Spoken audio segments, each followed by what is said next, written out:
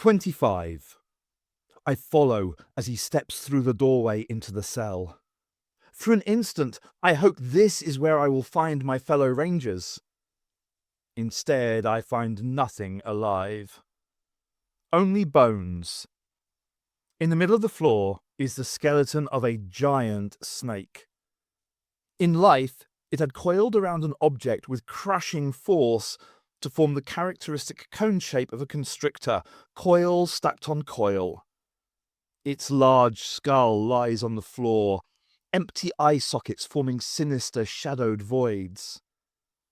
The professor is moving quickly toward the object that thrusts upward from the centre of the serpent's bones. It is the remains of a humanoid forearm. There's a vivid mental impression of a fight to the death here. Man battles with giant constrictor serpent. Both die. Both remain here to decompose in this grim cell. The man fought to protect an artifact from the creature. Here it is, hanging by a chain from skeletal fingers that are raised up above the ribs of the reptile. I see its silver glint as it sways slightly in a breath of air. The professor's eyes blaze with uncanny lights. It is as if what he witnesses has lit in his mind a furnace of memory that rages with searing power. Muscles quiver beneath the skin of his face. He cannot break his wide-eyed stare. His attention is locked completely on the silver object that sways from the finger bones of that upstretched hand. That belongs to me. His voice is almost a hiss. A key? Yes, my key. My key that unlocks a box full of time and space. And worlds. His eyes suddenly blaze. Worlds without end. Forever and ever. Extending a trembling hand, he gently frees the keychain from long dead fingers. Just a touch of the key sends a tremor through his body, as if hidden energies pulse within its metal shaft. Ah, TARDIS. My dear own TARDIS. Then his eyes sweep past me. Behind you! Dalek! Turn, fire, a blur of movement. My shot rips the Dalek in half.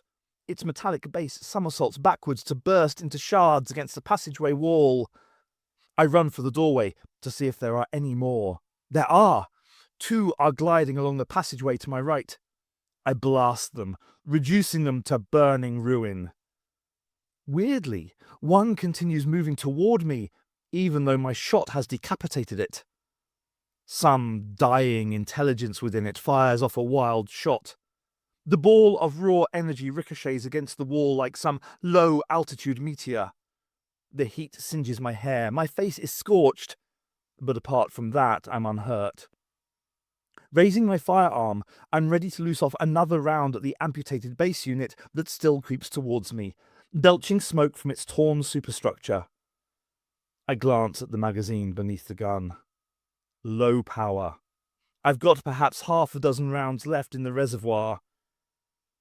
Instead of firing off another precious shot, I peer around the corner of the doorway. What's left of the Dalek still trundles forward, leaking bodily fluids onto the floor in big brown splotches. Its organic core is dead.